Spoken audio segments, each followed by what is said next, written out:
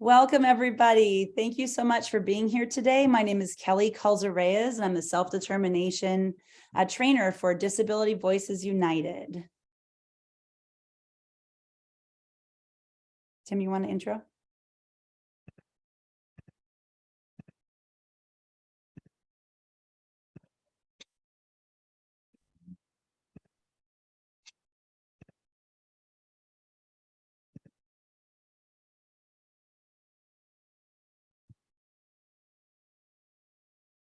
I'm the Assistant Director of Communication Rights.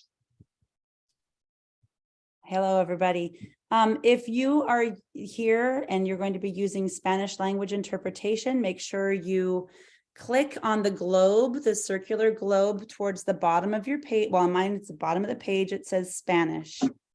And then I'm going to say the same thing in Spanish, just in case someone is in my channel in English, in the wrong place. So si usted necesita ayuda en español o traducción en español, hay que hacer clic en el globo que dice español ahí abajo de la página. Y Brisa le va a ayudar de ahora en adelante. Okay, everybody. Welcome. Thank you so much for being here today for the North Los Angeles County Regional Center's Local Volunteer Advisory Committee FMS panel. We've got some wonderful information to share with you today from FMSs, and we are going to use every single acronym and abbreviation possible on the planet just today. It's amazing. So today we're going to be talking with Jason Bergquist from Mainzel, Olivia Gonzalez from Aviana, Elva Chavez from GT Independence, and I'm not sure if our friend Paul Quiroz is here yet from Cambrian, but if he does get here soon, we will talk with him as well. But for right now, and my dear friend Terasol Jones from GT Independence is here too. It's like I saw a star right there. It's my star sighting for the day. Sorry, Brisa. All right, so there we go. We're going to have our wonderful FMS panel. And then just if there are any questions for our FMSs, we've got two ways to ask questions. We can raise our hand and we'll pop up to the upper left-hand corner of your screen. Or like always, you're welcome to type those into the chat if that is more comfortable or easier for you. We will do our best to take questions from you as we go. We're going to start with 4 main questions for the FMSs, and Tim is going to say something right now. Go ahead, Tim. I know there is so much confusion over FMS monthly fee versus employee burden. And I'm not an expert here, and that is why we have all of the top FMS tonight, and they can answer more. But I would like to give you this example. The FMS fee is just for the administrative work, software and paperwork that FMS needs to do. Think about it as a subscription fee at a gym. You can use regular equipment like the bike and the bench in your membership fee, but if you want to take classes, you pay more. In the FMS world, it's pretty much the same.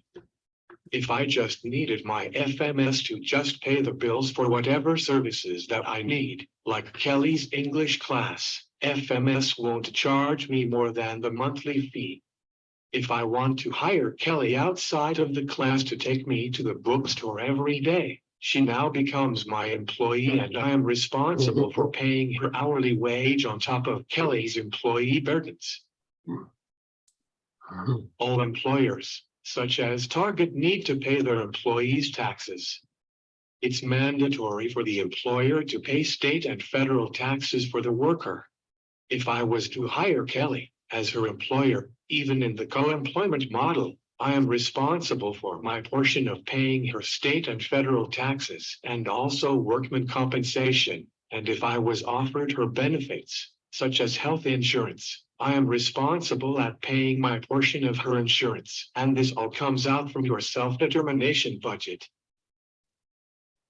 Kelly is also responsible for paying her taxes and insurance out of her paychecks.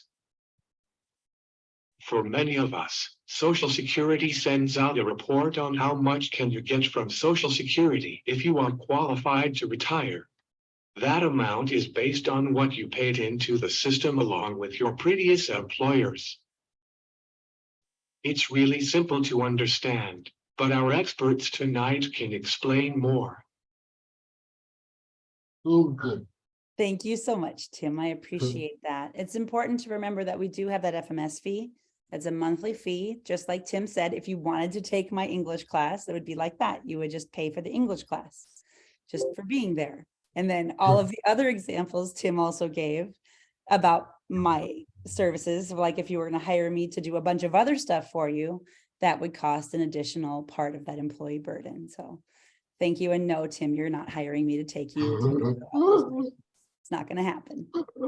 All right, so we've got 4 big questions that we're going to start with. And then if the conversation moves organically and there are more questions from the audience, we're going to make sure that we try to get to all of that information or those questions as well. So FMSs, thank you for being here today. Could those of you who are here from an FMS just click that raise hand button so we can see you at the top of our screen by any chance? Would you be willing to do that for us? Thank you, Jason. Doesn't mean you have a question, just means you move up on the screen so people can see you. Thank you, Elva. Thank you so much. I appreciate that. Olivia, is yours working? You able to do the same thing? Just click that reaction button and then we'll make sure we get your questions, get you guys your ideas. So on my screen, I see Jason first, then I see Teracel and Elva, and I see Olivia next. So we've got 3 different FMSs right there. And I would like to start with we've got a lot of people here who are probably like somewhere between beginner and in the middle of this self-determination process. So I'd love to know what kinds of lessons you all have learned about the California self-determination program that you really want our participants here to know tonight. And if you wouldn't mind, we could start with Jason and then Elva and then Olivia. Jason, go ahead. Thank you for being here, by the way. Yes, thank you for having me. I am Jason Berquist with Mainsville. Happy to be here. It's a hard question to start with. What have you learned? We've learned a lot of things since self-determination has started. So I'll just start with one thing that I think people want to know, and I think it's start planning early, and really think about what you want to do and get involved with your FMS early. You know, a lot of people do the orientation for self-determination and they get excited, but that doesn't really get you the information about how the program is actually going to work day to day for you. And by the time you do a person-centered plan and do a spending plan, you tend to have forgotten all of the things you might have learned during that orientation. And so it's really important to kind of ask your questions, get in touch with your FMS provider, especially once you start writing your spending plan. And we all do things a little differently with how we consult on spending plans. Some are more involved than others. But I think either way, talking to your FMS about what you plan to do in your spending plan really helps to get any questions answered, so there's no surprises later down the road. Thank you so much. Elva, what's something you could add to that? Hi, I'm Elva Chavez with GT Independence. I'm the Director of Operations. Thanks for inviting us here today. I would say the same thing. Preparation is key. I think we've learned how critical it is that you have come to the table with all your employees, come to the table with as many vendors as you have, because for us at GT, there's a lot of moving parts once it moves from the field service reps into the internal operations. Part of that is just logistics because we're based in Sturgis, Michigan, where most of our operations take place. So there are delays when that doesn't happen. And I think we've also learned is being very specific with your spending plan. That is critical when you want to purchase items. If it's too general, we have to ask, is this going to be covered? Because as we've learned, a lot of things we pay for do not get covered, even though it's very generalized in the plan. So working towards that, be as specific as possible. I can give you, for instance, sometimes people order clothing.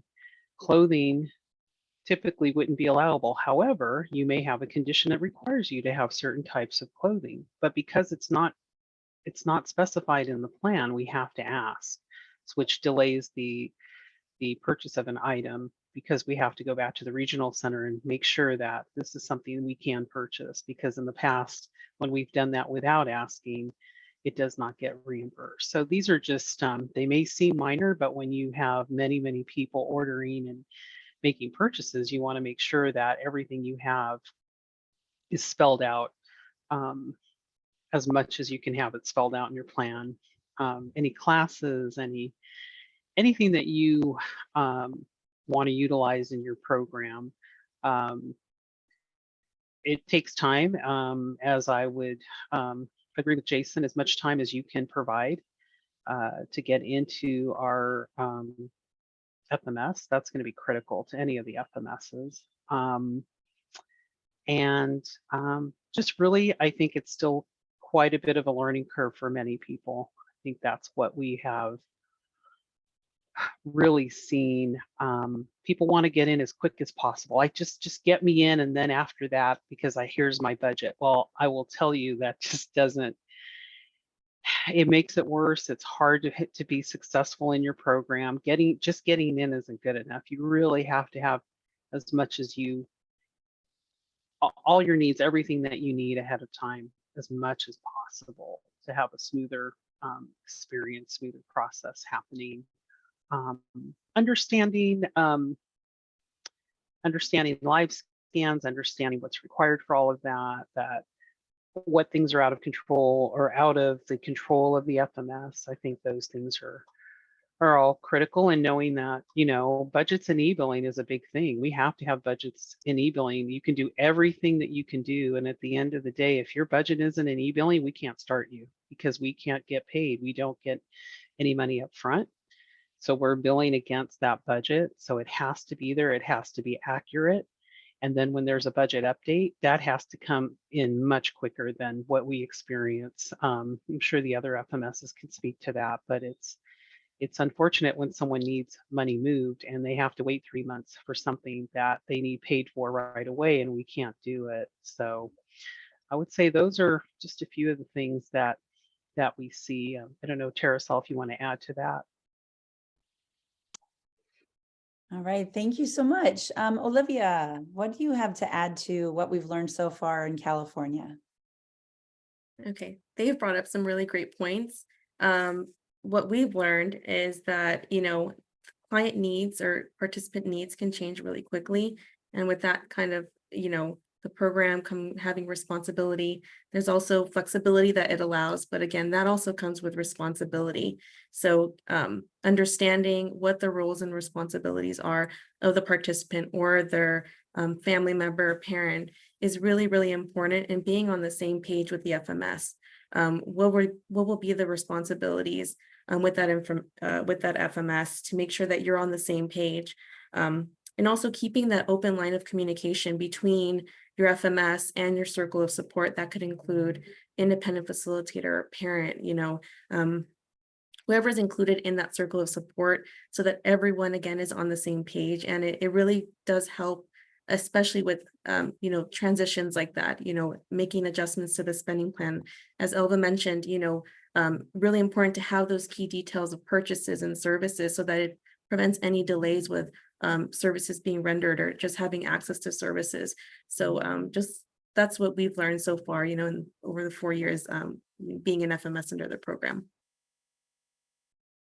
Oh, thank you all so much. There's, I think one of the things that we often ask our FMSs first, or ask people in panels first, is tell us a little bit about yourself. But I think a lot of us at this point know a bit about ourselves. One of the questions that came in the chat was about this e-billing stuff, and what does that mean? One of the things I've noticed as an IF for families is we could have all of our ducks in a row, everything is organized, everything, the POS has been sent, all of these things. So Alva, what exactly do you mean by that e-billing has to be sent? we think we've done all of our part. What's next? What Yeah, can we that's a do great as question. families to help you get that taken care of?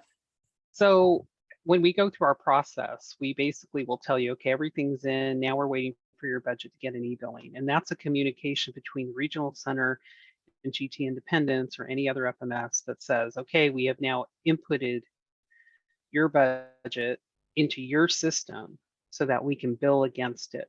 So we take your invoices, your payroll, all those codes, and then we bill against it in order to get reimbursed. We have a system in what we do is after we've enrolled everybody, it's why we have the time frames we have, so we can say, okay, we've noticed that your budget isn't in e-billing yet. So we're going to notify the regional center on your behalf, but we'd also like you to do it because in many cases you have more influence as the family or the family representative to get that budget in than we do. And so we will ask you to contact your regional center, your service coordinator, and say, hey, I need my budget in there. And then we'll continue to check to make sure that it gets in there. But it's that communication piece where we see the budget on our end, it's in, it's approved, it's all good to go. Many times we'll say, well, we have the POS and the off. Doesn't mean anything because we've got to have it to bill against. Otherwise, what happens is if we just went ahead and said, okay, well, we've got those pieces of paper and we started to bill against your budget, you're going to go in and you're going to see that none of this is going to, in your portal, when you try to check your account, none of it's going to show up correctly because we have nothing to bill against. So it's very easy to go over off when you don't have a budget in e-billing. So that's why we can't start anybody until we have it. Great, thank you. Sure. Sylvia, can I ask you a follow-up to that? Thank you so much.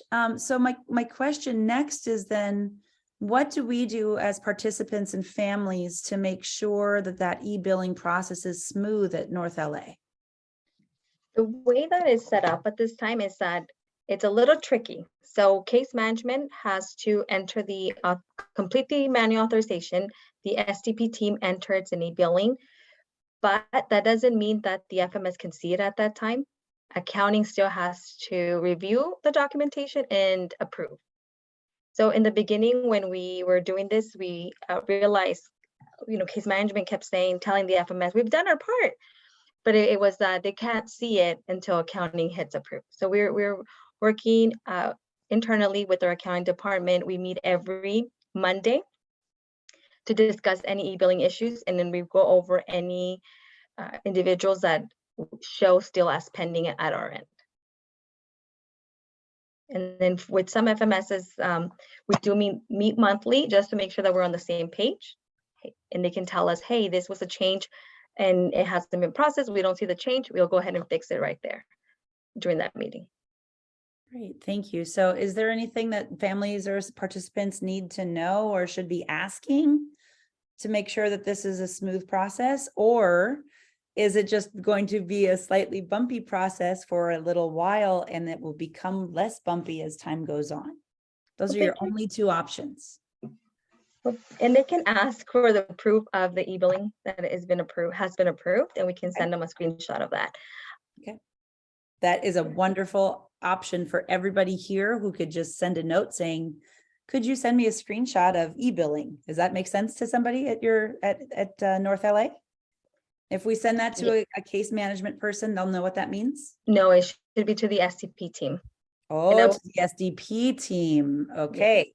So we'll need to make sure that that process is clarified for those of us who are trying to navigate it. And I'm going to put my information in the chat so that in case, and Robin, the supervisor, in case you ever need confirmation that it's an e-billing, you can email us and we can just follow up on that. Thank you so much. That's very helpful, I think, to lots of people. We need to know who to talk to make sure that we can make the process easier. Otherwise, we'll just have to keep having panels. And these poor people want to eat dinner tonight. You gotta make sure everybody gets dinner.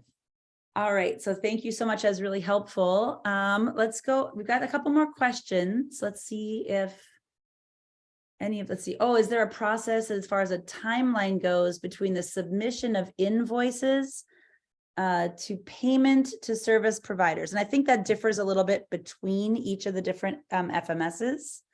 So maybe Olivia could start, and then we'll go Jason and Elva. Is there a do you have a process that's written out for people?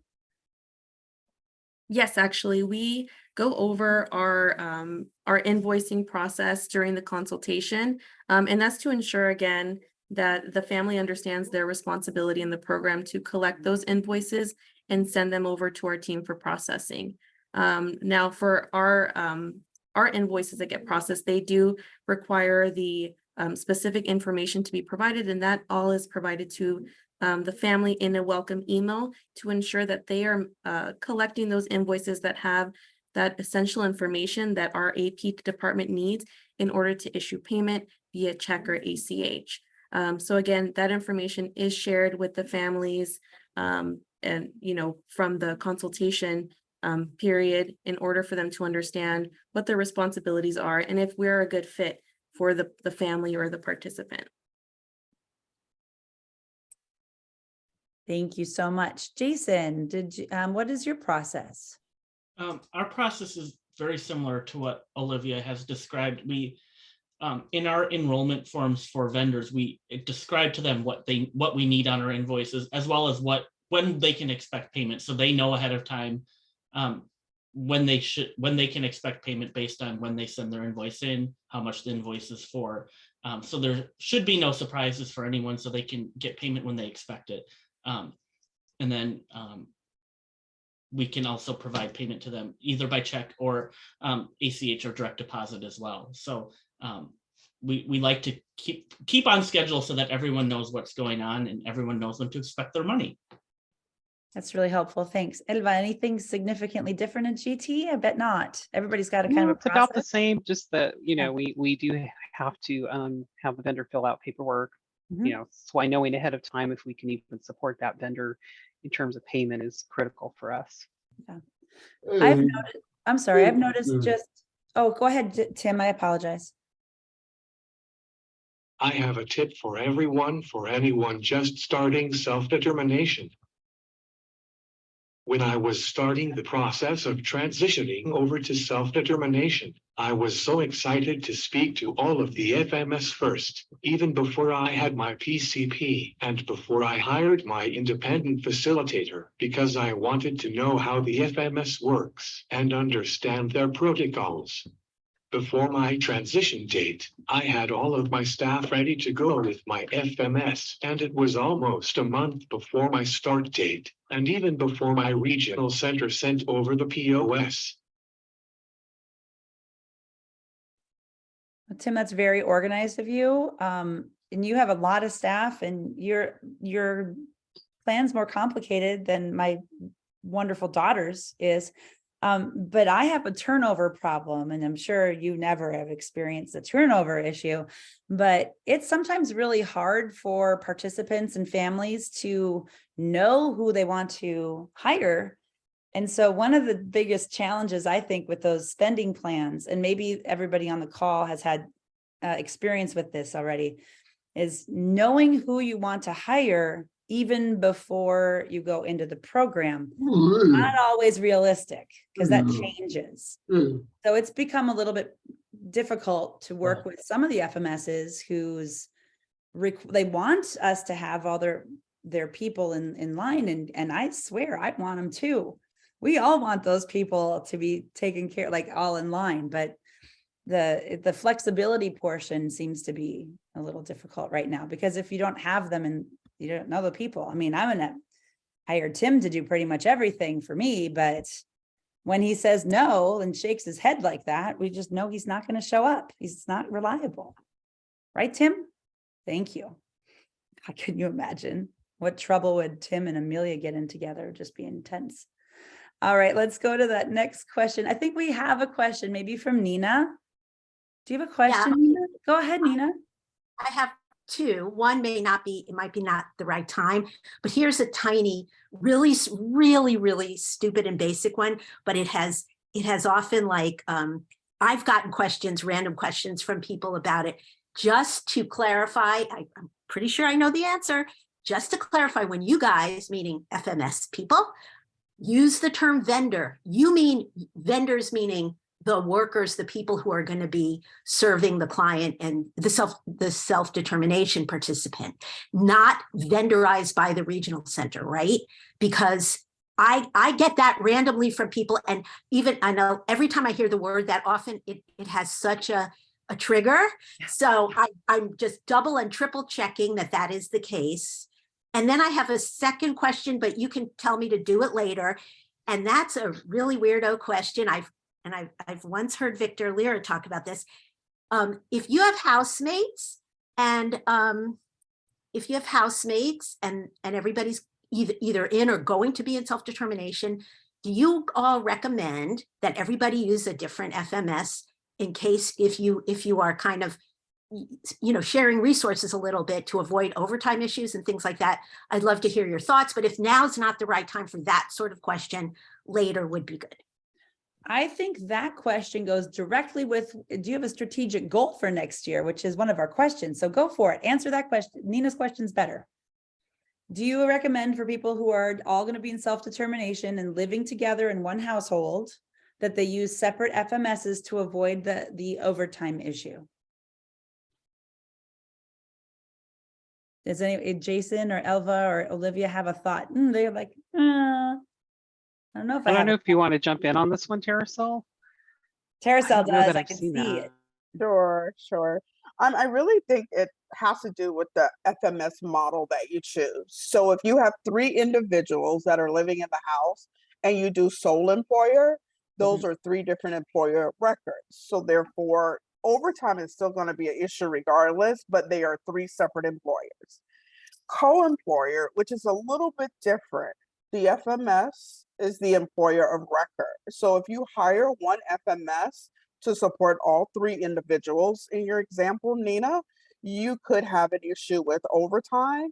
And I don't want to speak for any other FMSs, but for GT, the way that works is the person who they are clocked in under at the time overtime hits is the person whose budget is penalized or charged the overtime. So a lot of times that's why the suggestion has come in. You may want to look at having a different FMS so you don't have to worry about the employer, the overtime. But again, it's an individual choice, but the FMS providers will have a conversation with you about that and let you know their recommendations and things like that to make sure that that's not a problem. Thank you. You're welcome. Did anyone have anything to add to that, Jason or Olivia? Was that? I can add something. I echo exactly what Terasol said under the co-employer model. Again, because the FMS is the employer record, meaning one EIN number, that's where you run into the overtime issue. So Alviana does not, we actually don't accept any cases where there are going to be shared providers. And this is what we also discuss in great detail at the start of the transition period. If we're having a consultation with the family, just to make sure that there's no miscommunication, we want to make sure that the family, as part of their interview process, is asking those providers or the potential staff if they currently work with an Aviana client, whether that's under our traditional system or our self-determination program. Thanks. This is really helpful, you guys. Thank you so much. That's extremely helpful, actually, for me. Thank you for that, Olivia. It was really nice. Jason, did you want to add anything, or you feel No, like I think they covered it. I think it's just open communication with your FMS about the situation, especially if you know you're looking to hire someone who might already be working with someone else. Mm-hmm. I really liked Nina and Judy in the chats comments on, would it be possible to not use the term vendor? Because it's both triggering for those of us who have worked in this and been in the traditional system, but it's also really confusing for families who don't know. They hear vendor and they think, oh, this has to be a regional center vendor. And unless someone is doing this work all the time, they may not know that those are separate vendors, if that makes sense. So would any FMS like to volunteer to stop using the term vendor? Elva, I see you saying yes. I'd love to, Kelly. But we use it throughout all of GT. That's I know. across the United States. So it'd be really tough to change. But I think we could, we know we do an orientation. We could try to really I do like explain service different things. provider. That's nice. Yeah. Has a good ring to it. I like the thought of it, but I agree with Elva. It's like an industry-wide term for FMSs, like I people understand. have vendors. And the problem with saying provider is that doesn't distinguish between Right. a business and an individual worker. So yeah, Well, something different. I get it's not- the concept. It's Great. confusing and we see it all the time. What I'll do is I'll ask DDS to change the term for the state of California instead and see if that will work instead. Because I love a challenge.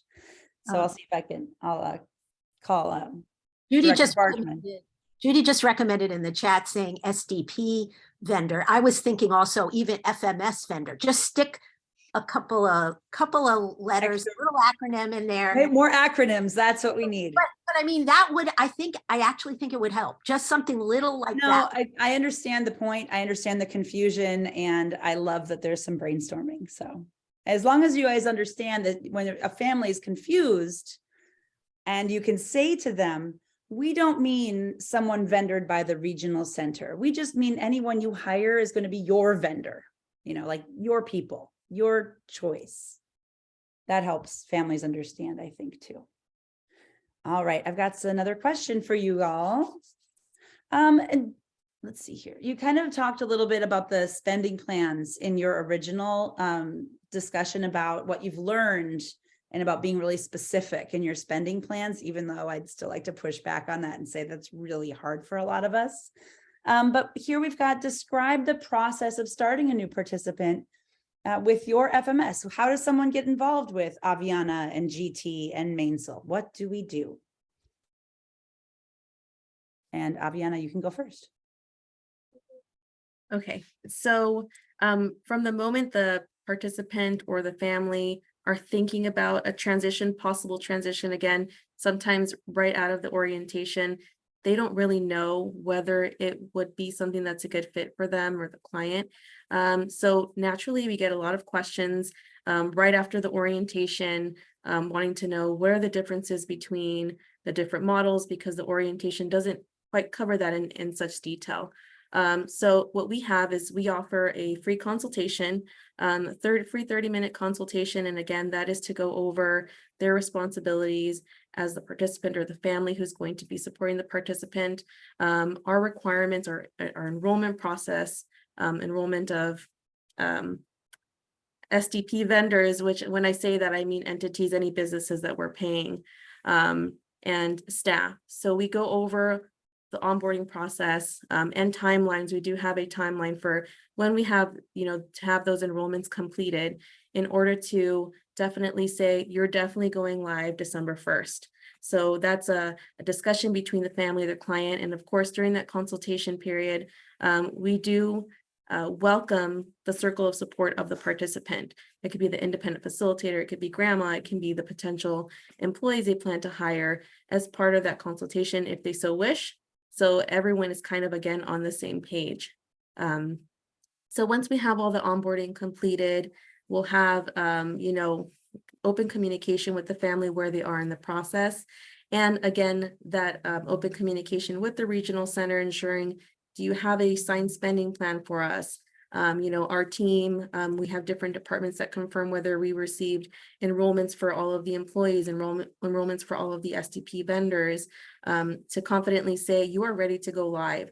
And also, again, during that process, there's a lot of kind of education of the family to ensure that they're really understanding what that means. They can't schedule anyone until we have a contract in place with the regional center. And we have access to that really, really important key piece that Elva mentions is e-billing. Of course, the contract is the authorization. And then once we have access to all of those items, then we can confidently say that the family has gone live and they receive a welcome email from our team, letting them know that they can begin services. And then that is when the SDP journey starts for our SDP clients.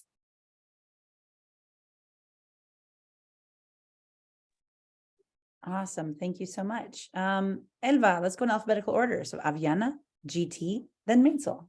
Elva, I'm going to have Terasol take this since she's the expert. all right, Terasol, you're still alphabetically correct there. Keep going. Good evening again.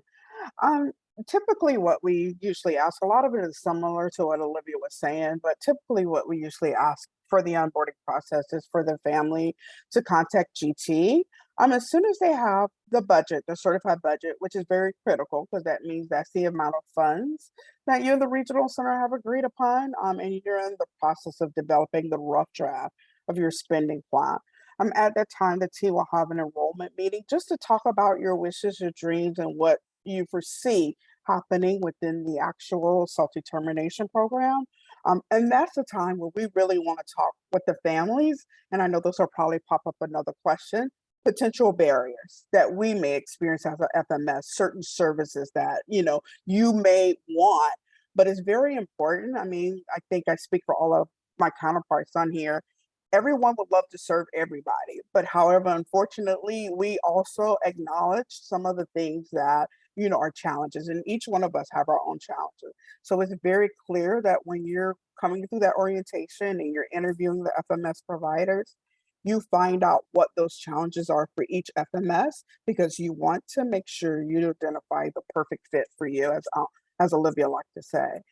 Once you have that enrollment meeting with your field services rep, GT does have what's called an SDP intake form, as well as an enrollment checklist. The enrollment checklist is very critical because it outlines the steps that you should be working alongside with the FMS. So what we like to say is that while you're working with your independent facilitator and your regional center to finalize that spending plan, you should be working with your FMS to get services set up in place as well. So the enrollment checklist, the actual referral intake form is very critical to starting services because at that point, the representative will then start onboarding your vendors, getting your employees ready to go. Because the one thing that we want to ensure is when you start self-determination, you have services in place so you can actually enjoy the self-determination program and not trying to figure it out afterwards. Well, that's always nice. It's really important to enjoy that program, right? Otherwise, what do we do all that work for? Thank you so much. Jason, what's the process at Mainsail? We have a similar process to what others have described. Of course, we're all a little different. I will start off by saying right now, Mainsail has a wait list through March of next year. And so we've currently closed our wait list because we're so far out.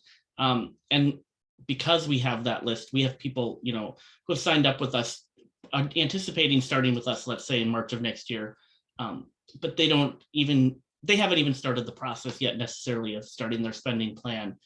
They probably don't even know which model of service they're going to use yet. So we won't start the enrollment process with them until a couple months before they're actually going to start self-determination, once they're really in the heart of preparing, so we can get the right paperwork out to them and do some of those same things that Olivia and Teracel have already said, getting vendors, SDP vendors enrolled, employees, making sure that they're doing their live scan and background check when required, so that we can have all of that set up, so that that is all in place for when self-determination does start. And then we're following up on that spending plan, making sure that's getting completed, that the regional center has reviewed it and it's gone through their process.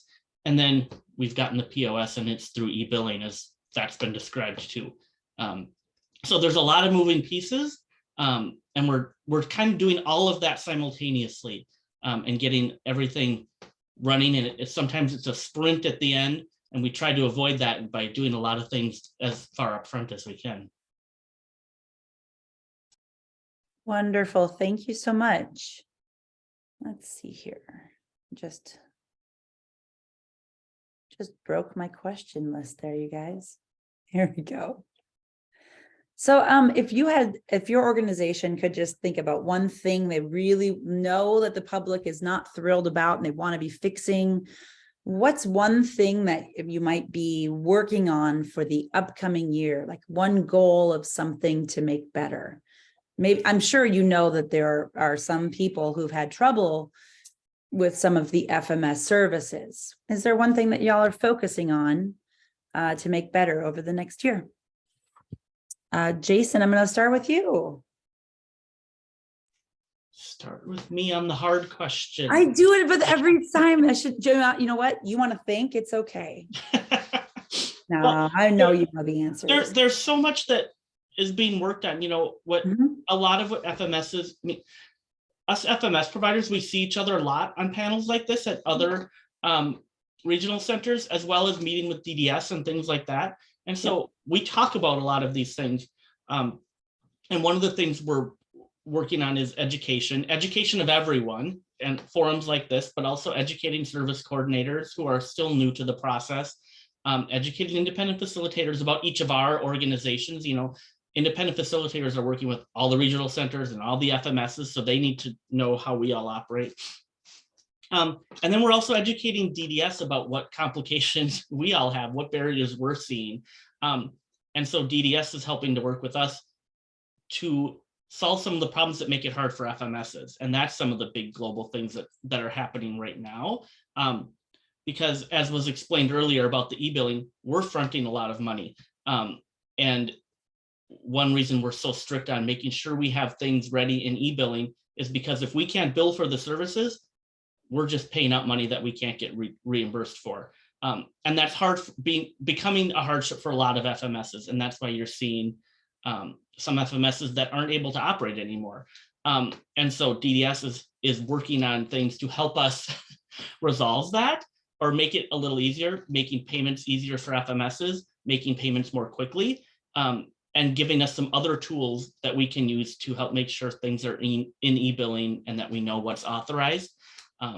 And those things, I think, as they continue to move forward, are going to really help FMSs be successful and be able to support more people. Because right now, there's such a demand for service. As I said, we have a waiting list and we've closed it at this point because we want to be able to provide the service that's the best possible. And we can't take everyone that wants our service at this point because we spend so much time getting things organized and set up in the beginning. So that's our big goal, is to streamline processes and make this sustainable so that it can keep going in the future.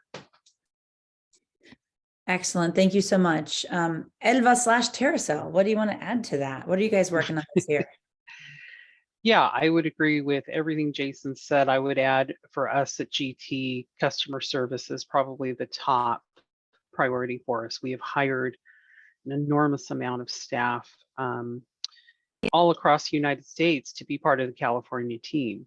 And that takes a lot of time. It takes at least 6 months for any of those people to get up to speed. And so it's great to have all this new staff, but it takes time. It definitely takes time to get them trained. But we're definitely working on that. We're working again on different ways, better ways to be able to purchase, trying some new ideas. We don't have them completely panned out yet, but we're hoping by the new year, we're going to be able to at least pilot some different ways of making purchases, because it is quite the challenge. It really is. I mean, I can speak personally saying I've had to physically go to Costco. Luckily, I'm in San Diego for some of our clients to actually pay for something because there's just no way around it.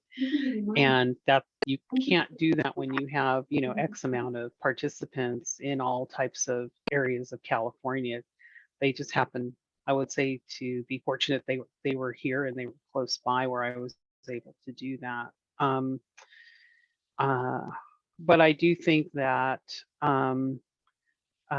there was a question I saw in the chat about how do you get more FMSs to open up? Well, you have to, the billing is an issue. I'll be very honest about that. It is very hard when we're going on 2 years of still not getting paid on things. And I don't know how many FMSs can sustain that. We're at a tipping point, period. I mean, it can't continue to be like that where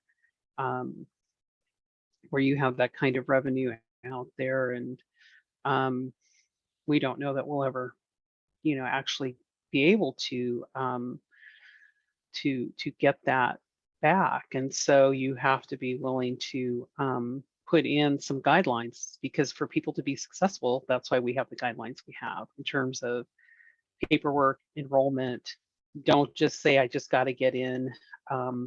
That's not going to be helpful to just get in the program. You want to have everything up front. Those are all the things that, one thing I forgot to add in terms of what we've learned and are still learning is we still have many, many clients that tell their regional center that we are their FMS, but the regional centers don't verify that we're the FMS. And so we get budgets and then they say, hey, how come you're not paying my employees? How come we don't even have you enrolled? We don't know who you are. So I think that is something we're seeing a lot of, and it could be due to the amount of FMSs that are available and able to take clients. It's a challenge. So just want to be very upfront about that. Terasol, do you have anything you want to add? No, I think you've covered it. Thank you so much. How about you, Olivia? What does Aviana think? Well, I completely agree with everything that has already been shared. And we are constantly learning and having to adapt to the needs of the program, just like with the DDS directives, coming out kind of, and us having to adapt to that and see how we, our team now has to work on changing how we kind of operate at the office, in our department to make sure that we're assisting all those families and reviewing those spending plans. What we find is that, there is issues with revisions, moving funds and updating spending plans and us receiving authorizations and e-billing access in a timely manner after these changes are made in the spending plan level. And then obviously it has to be processed through the regional center. And we've done our best about communicating these issues with the regional centers, expressing these kind of difficulties with DDS in hopes of maybe finding a better way to process these things. Again, revisions are a really tough one for us just because it involves a lot of reviewing, and we have so many clients that we having all of these revisions all at once, it is very difficult for us to be able to sustain.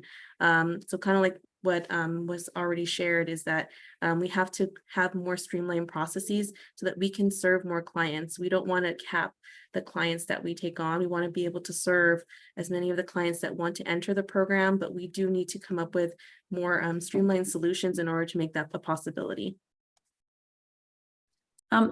Do all three? Oh, sorry, Tim, go ahead. Kelly, let's take a question from Jordan next. And I have a question after him. That sounds great. Jordan, go ahead. Ooh, there we go. Yes, my hand down. I have about half a dozen questions. I'm going to start back from, we're going to use the term, I guess, vendor as your SD, self-termination vendor. I'm not going to talk about regional center vendors or staff. And we're going to go back since nobody really clarified it. I think each FMS. So my first question is, when it comes to paying out money, we're talking about a budget that's been certified. You got the e-billing, everything in place. Our vendors and your staff, and I'm talking about clients. I am Jordan Feinstock, former chair of North LA County Regional Centers Advisory Board, former vice chair. So I'm not just speaking for myself. I have sources that have the same problems. Number one, when it comes to paying your vendors and employees, is that done differently? If a vendor service, will say acupuncturist, you see him twice a week, every month, 4 times, 8 times a month, is that billing done differently or paid out differently than your employee? Your employee, are they paid every week? Can they do daily pay?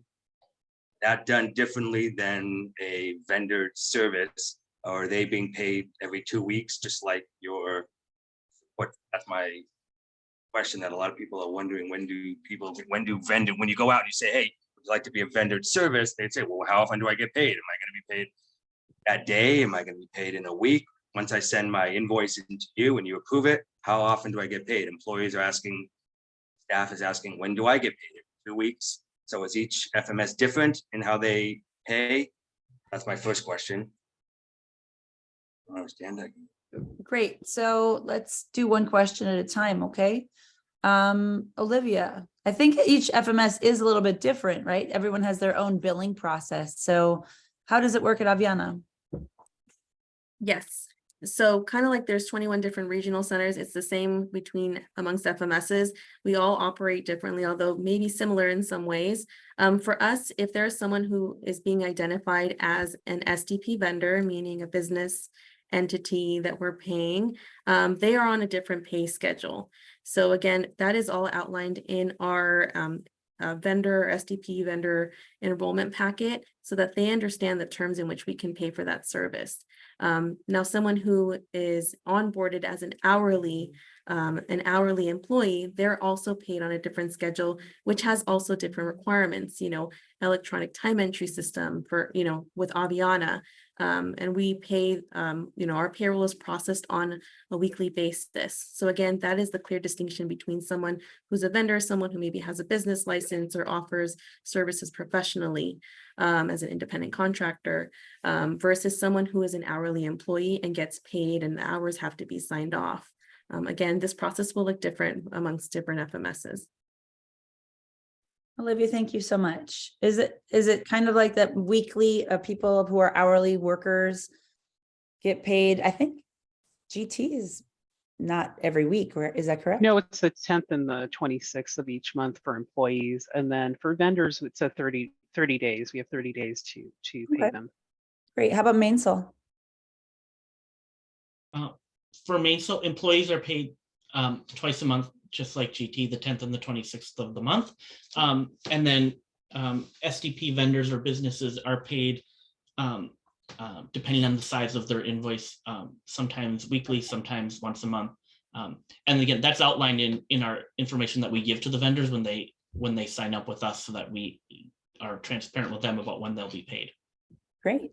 Thank you.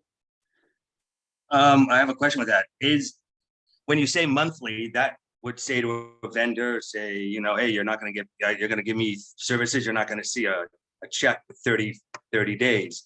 Is there a way to any of you, and I've heard this questions, and we're going to go back to your clothing question in a minute, but is there a way to say, you know what, I'm a vendor and I want to be paid, I want to bill for say 3 months in advance for the service. I don't want to wait. I don't want to have to wait every month, send an invoice, wait 30 days. I got bills to pay. A month is a long time.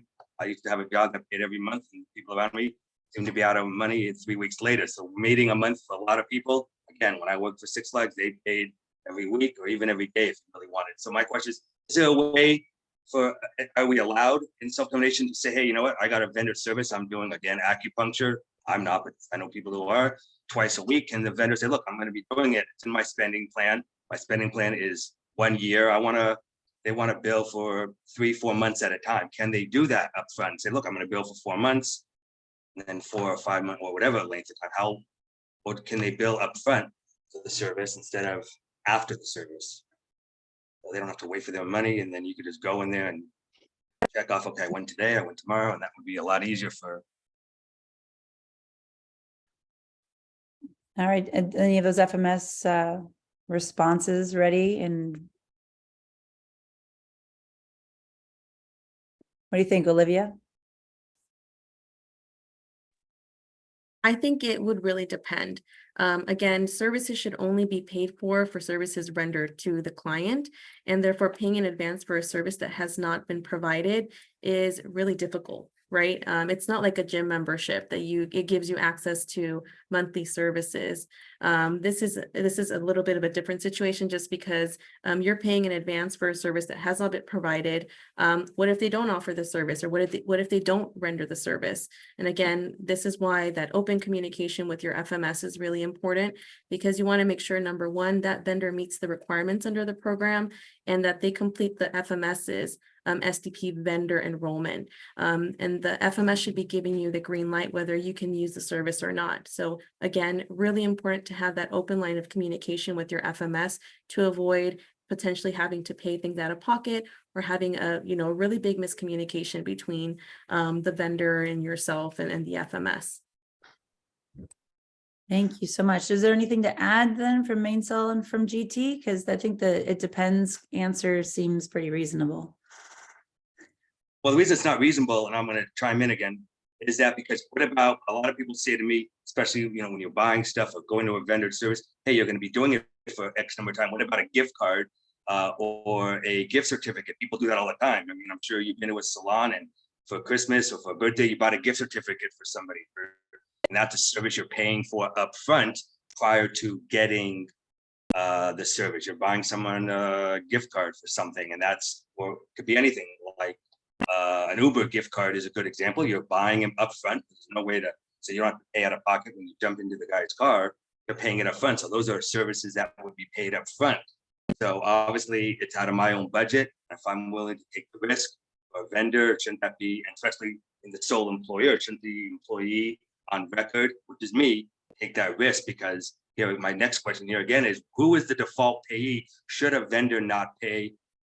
Should the FMS not pay? I've had people say I've been waiting months for paychecks or waiting months for things and they don't get paid. So what happens then if you got your services and they're not paying, and then you say, sorry, we're not going to provide you with that service? That's been and I can, again, I have sources of people who tell me, hey, we haven't been paid.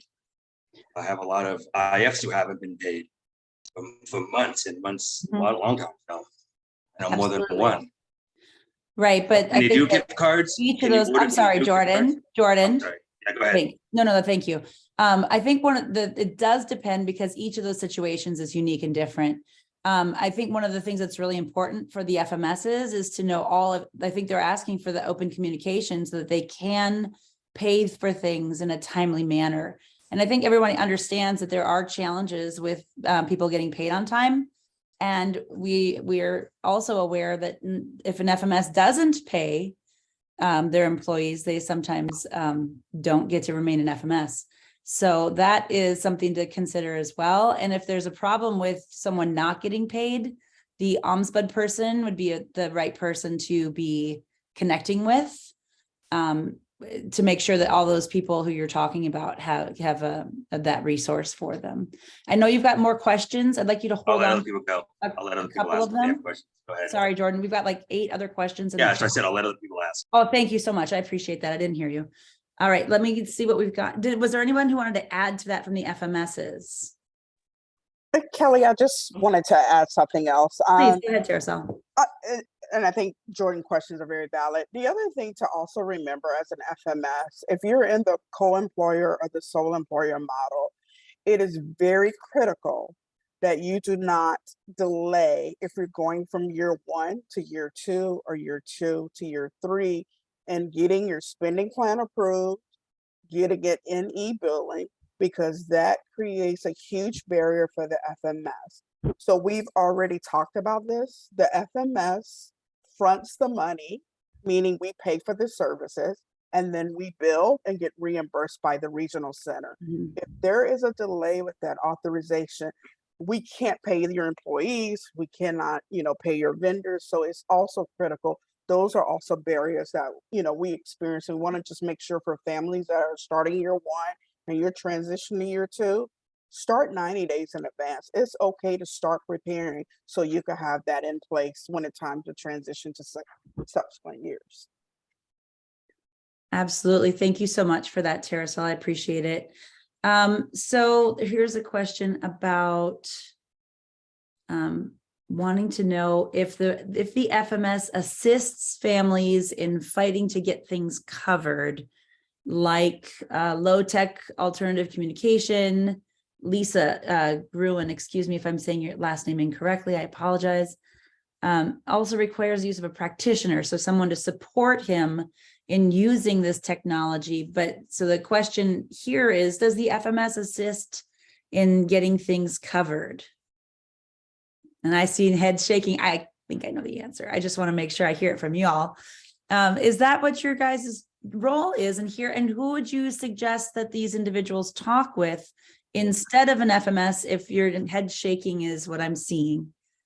Elva, what do you think? Who should this person talk with to get this thing reimbursed? I mean, they need to go back to the regional center, talk to the service coordinator. There's not much we can do. Again, having it spelled out as to what it's for, even accessories like we've talked about before. I'm getting a computer. It makes sense you would need a cover. It makes sense you may need other accessories for it. But I'll tell you, if it's not in there, right, there's a good chance they're like, oh, why did you order all this? Well, it makes sense that you would need, anybody would need that cell right. phone, accessories. So you really have to go back and say, hey, I need this, why I need it, you know, should all be discussed beforehand. But again, we do see this quite a bit. Sure. So if it's an unmet need, this is just for the good of the order. If it's an unmet need that already exists, your service coordinator can have it added to the budget, but the unmet need must exist in the traditional service delivery system. So if you're a regional center client right now and you have a bunch of different services, you've got your respite, you've got your PA, you've got your whatever, that's the thing that you can have funded. And maybe this would be a personal assistant. I'm not sure. You'd have talked to your service coordinator. That would be the only way for you to get this added to a budget so that the FMS could eventually pay for it. But there are pieces that have to happen before the FMS is going to be involved with that part. The FMS is going to pay the bills for you, and they're going to pay your staff. And they're going to help with that background check stuff and all of the icky employment stuff that I don't ever want to have to do. That's the FMS. Okay. All right. We've got some more questions. Tim, go ahead. You love the I have employment a stuff. question Sorry. for everyone, and maybe we can have a discussion over this. Mhm. Why are your employees' burden all different from each other? Great question. Charges more and some charges less. Is it based on the state, or is it one rate for everyone for those FMS who are national? Which rates are you using, and why is it different from FMS to FMS? That's not a hard question to answer. So let's not ask Jason first. Let's ask Okay. Olivia first. Just kidding. Why are they different, Olivia? I'm sorry, can you repeat the question, Kelly? I didn't catch the end part. Tim, do you mind if I repeat it, or do you want to say it again? Okay, thanks.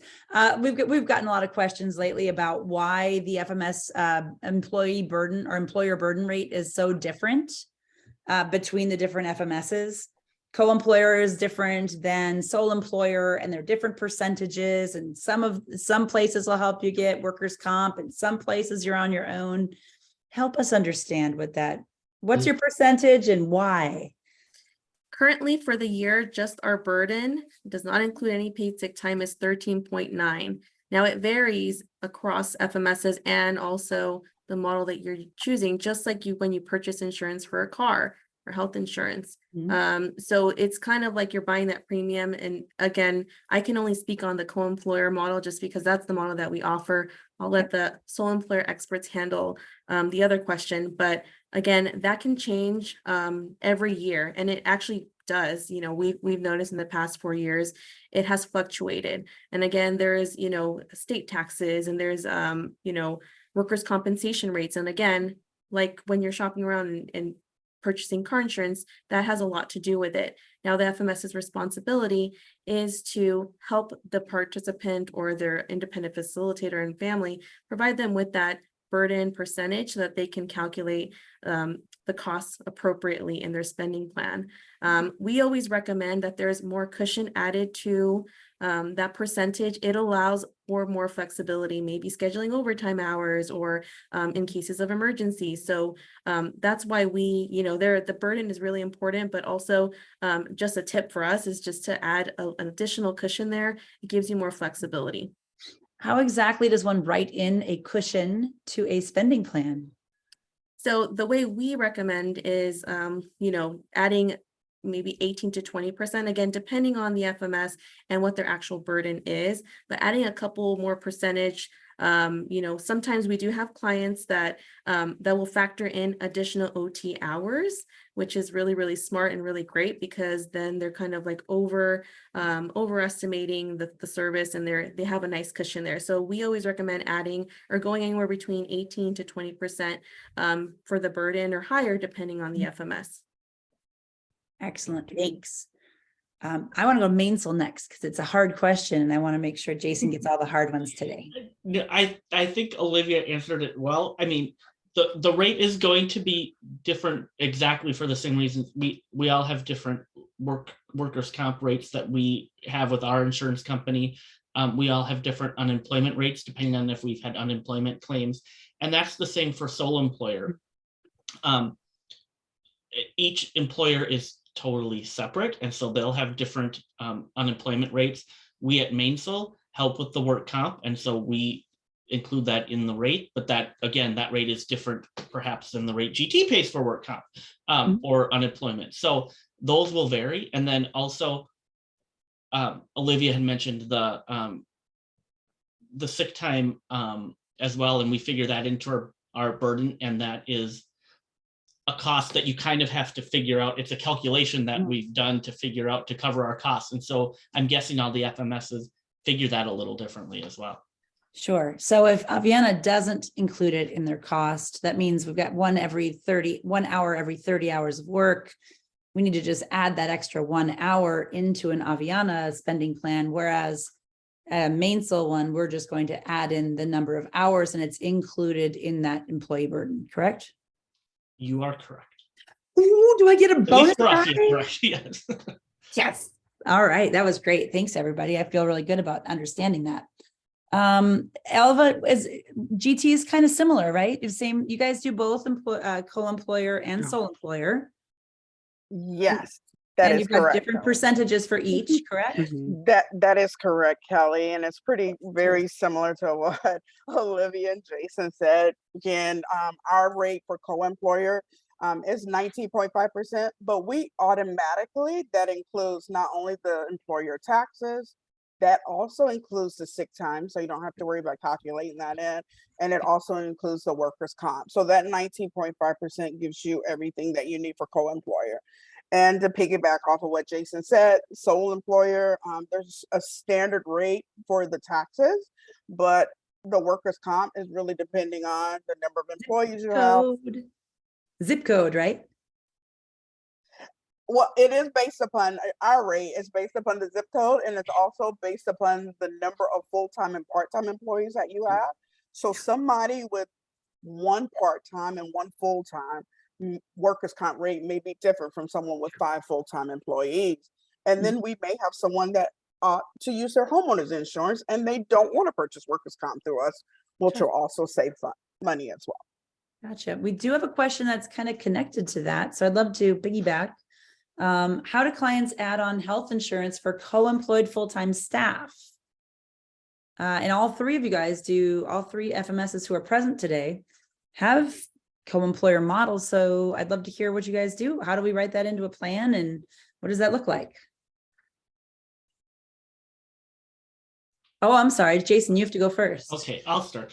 I'm sure that's going to be very different for all of us Okay.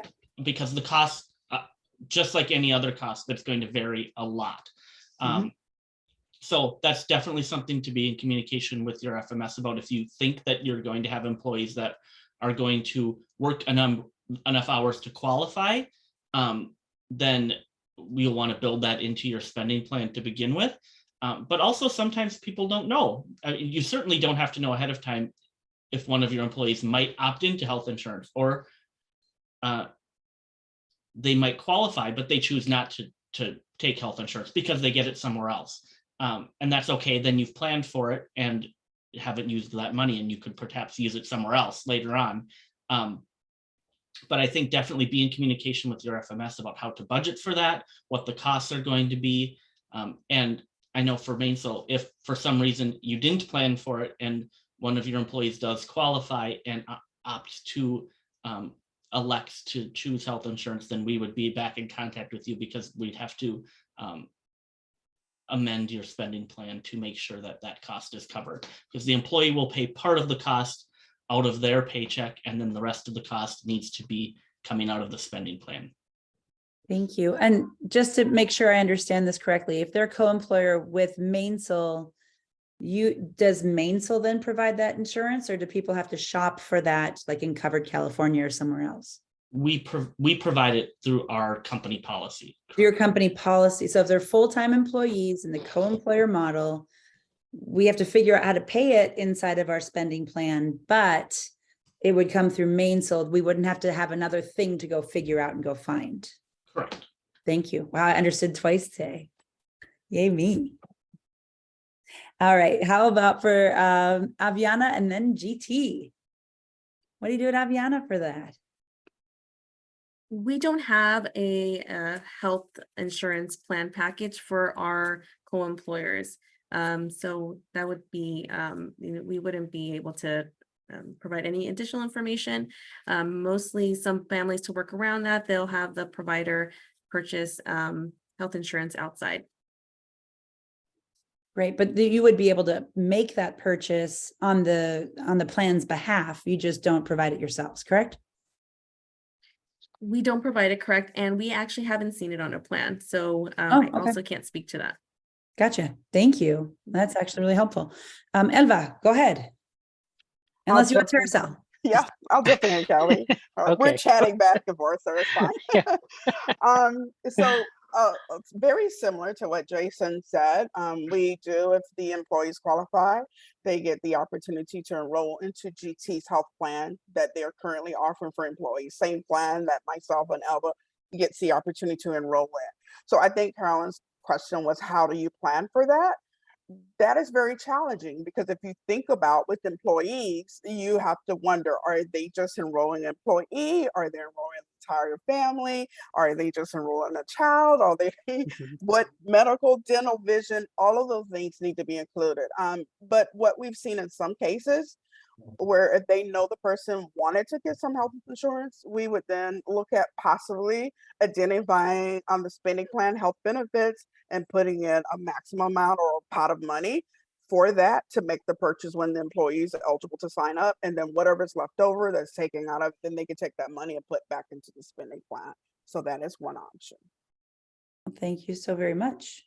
That was very helpful, everybody. Go ahead, Tim. You have to be so bossy.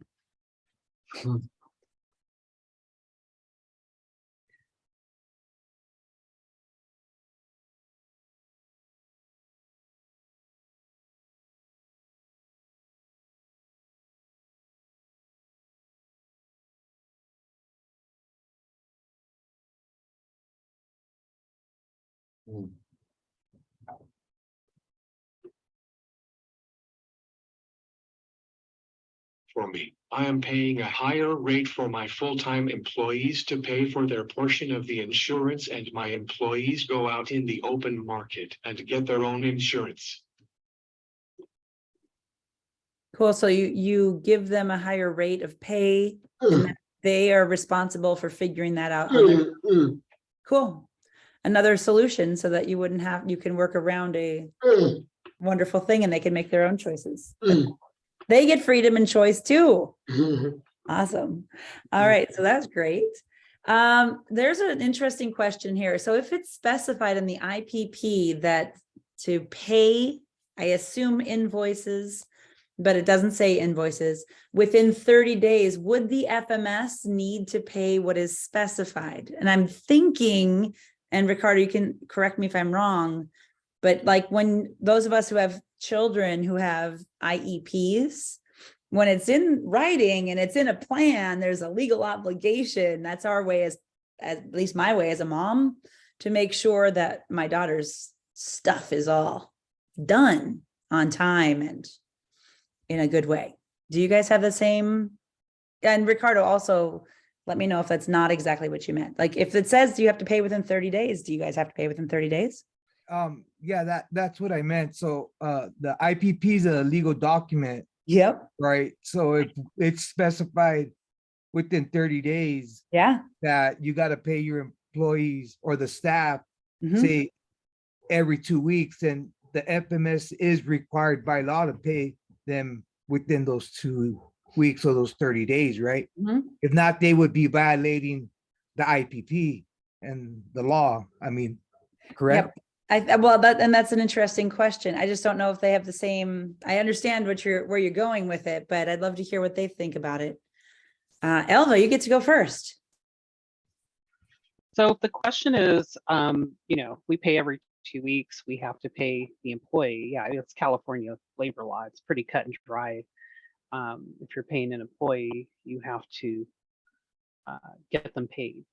I mean, that's pretty simple. I mean, that's Yeah, Yeah. absolutely, especially in California. Other states, not so much, but California, absolutely.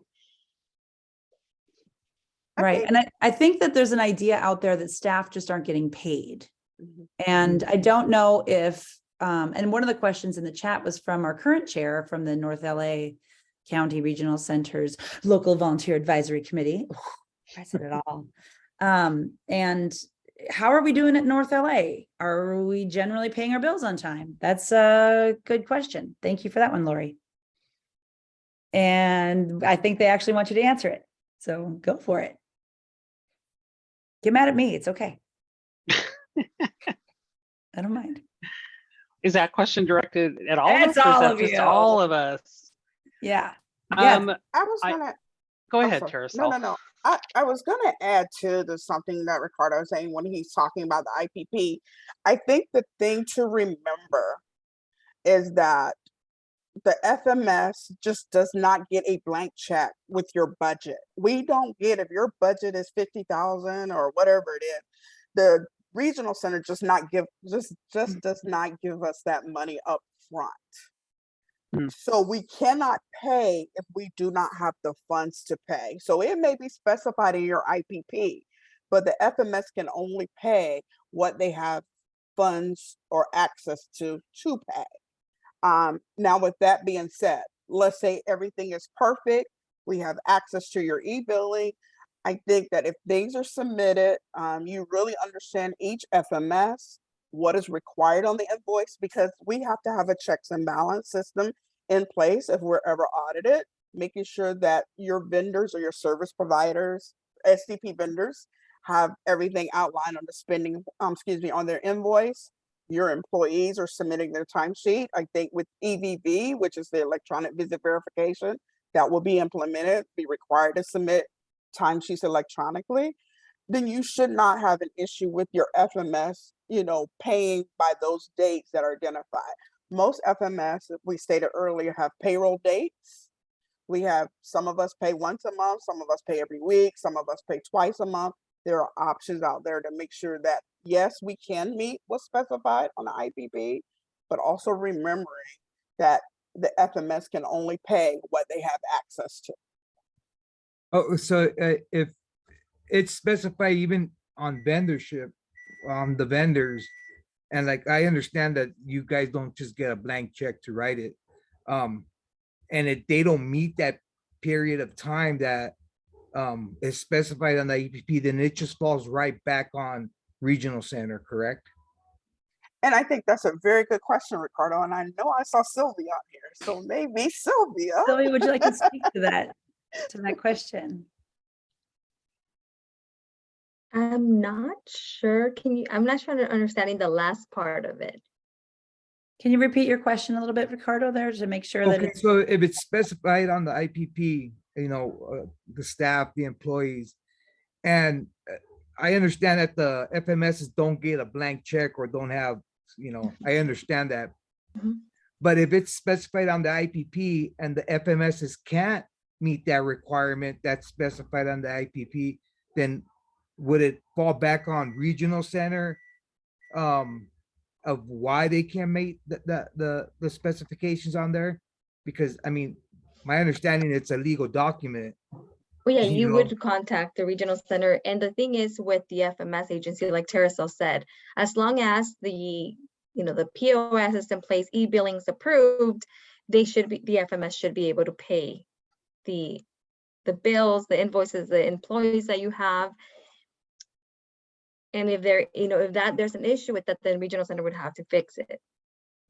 But the FMS is vendor with us. So if there's any issues where it's not getting paid and everything's in place, then the regional center would advocate and make sure that your employees are being paid. Okay, it just because I hear a lot of FMSs, a lot of vendors are not getting paid, or some staff don't get paid. So it's just kind of like, okay, just trying to understand it, because I am gonna hold somebody up to my Yeah. IPP. I'm gonna Yeah, hold so it somebody.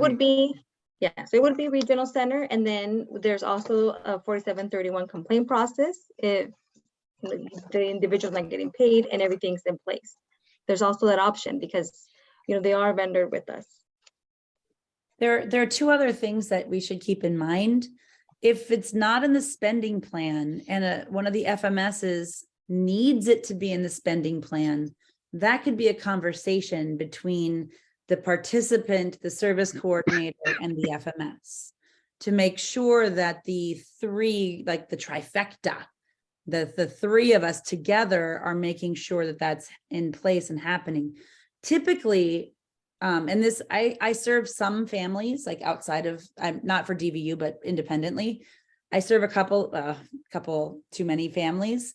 And the problems that we have with things getting paid are typically not staff. They are typically an order for an item that is referenced in the person-centered plan, but the specific language didn't necessarily make it into the spending plan document, or the spending plan document that the regional center requires is different from the spending plan document that the IF uses, which is different from the spending plan document that the FMS uses, and somewhere it gets lost in translation.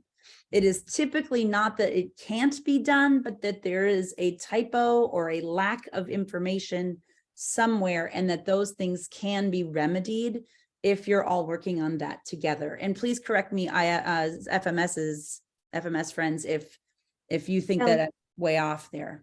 Kelly, and I want to add something. I know that statute does say that if you're transferring less than 10% between categories, you don't have to go through the regional center, don't have to go through IPP planning.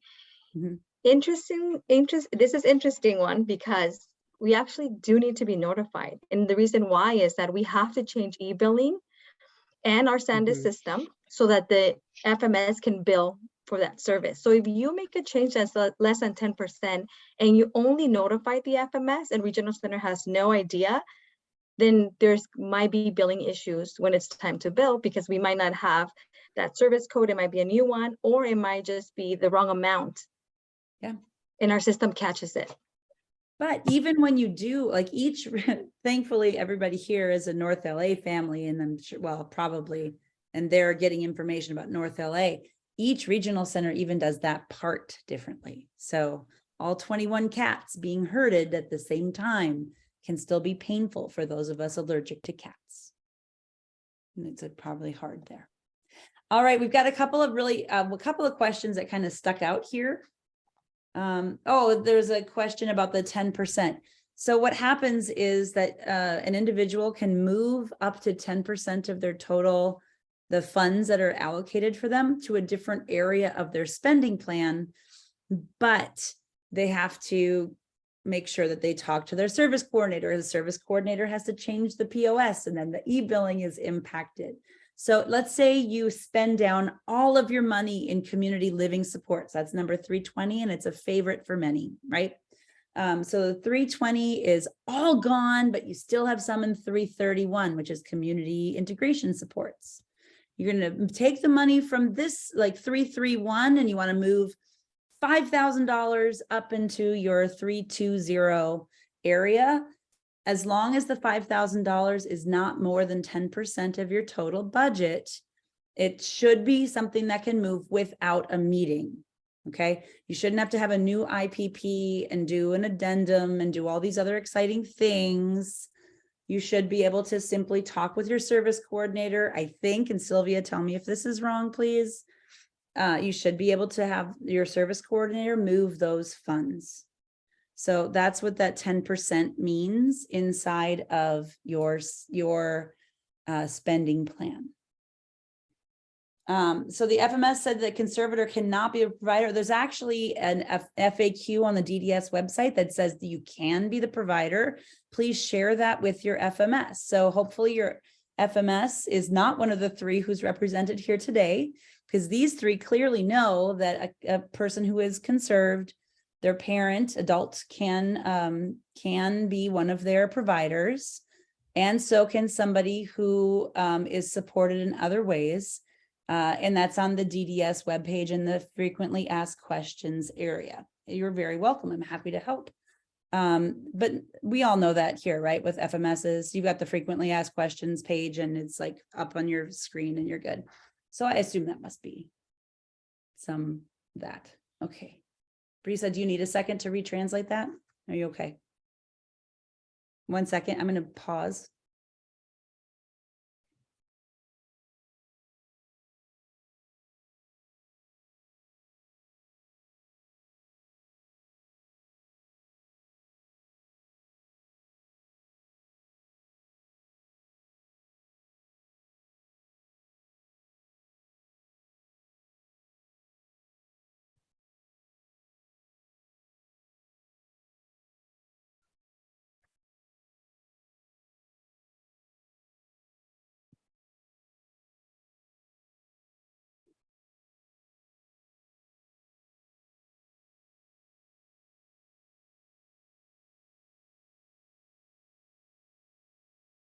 You can just tell it's going really well.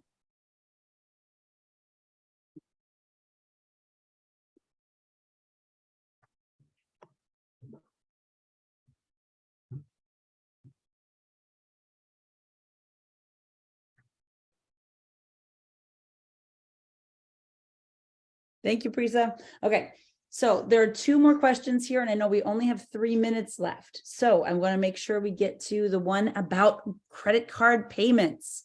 What do you guys do for things like memberships that require a credit card on file? I know that I saw that question a bit ago. Everyone has this question. What do y'all do? Tell us. Olivia, you're first, then Jason, then Elva. Thanks, Kelly. You bet. So Aviana, of course, we can make payments with a credit card. However, in no way can our credit card information be saved or kept on file. So one way to go around that, because there are some occasions where our information has been saved without our knowledge, and in an effort to avoid any unauthorized charges to our credit card, sometimes we do recommend the family maybe have that business send an invoice, or just really to have that conversation with that business or entity to see if there's any other workaround that we've been able to come up with some solutions. But again, the general rule is that if it requires our credit card information to be saved or kept on file, we cannot make that purchase. And of course, if it's a membership, we're happy to pay for a gym membership for 12 months. But again, if it requires our information to be saved for an undisclosed amount of time, unfortunately, we're not able to provide our credit card information. Thank you, Olivia. Jason, go ahead. Very similar to Olivia, we wouldn't leave a credit card on file. That just leaves a lot of risk of us being charged for things that we're not supposed to, or to have it continue to be charged after someone isn't using that service anymore. So we've definitely had to get creative. We have had to have conversations with, especially things like gyms. That seems to be where it comes up the most.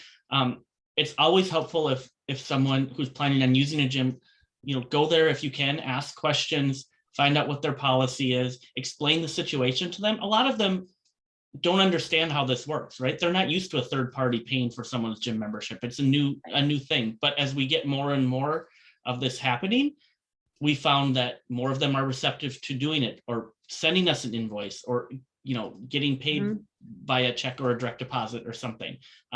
So it takes some open communication. Absolutely. Great. Terasol, any thoughts on that? Anything to add?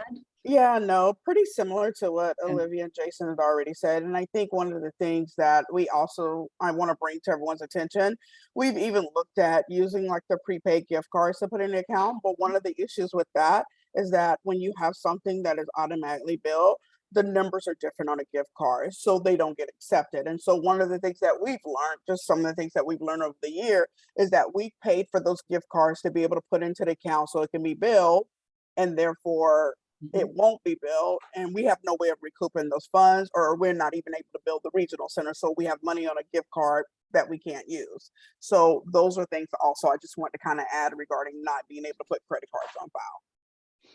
I understand, and also I'm sad about this. It just makes it a little bit more complicated for those of us who are really trying to make this program work. And I know a lot of us understand, but yeah, it's just, if we only had that magic wand to make all of these FMS and SDP and all the other acronyms work a little bit better for us all. I want to thank everybody who made time this afternoon, our FMSs, bravo. Thank you so much for being here and making time for us. I'm so grateful to you all for being here. Thank you, DVU. Thank you, North LA's Local Volunteer Advisory Committee. You guys are awesome, and I'm really impressed with the work that you're doing. Make sure you show up for their meetings. Lori, when's your next meeting? Lori, put you on the spot right there. Lori Walker, your chair. She'd love to tell you in just a second. And remember that resource fair in person, where you might even see one of these FMSs. If they November respond to Kelly's 17th. email. What is it? November 17th, the November third Thursday. 17th. It's a lucky 6:30 to 8:30 on Zoom. Go to the Regional Center calendar and look us up. Perfect. We'd love to see you, Sylvia. Thank you for your answers. Olivia Gonzalez, Elva Chavez, Terasol Jones, and Jason Bergquist. Thank you so incredibly much. Everybody have a wonderful evening. We know your questions were not all answered, but hopefully a couple of them were. Have a great night, everybody. Thank you so much. Take good care.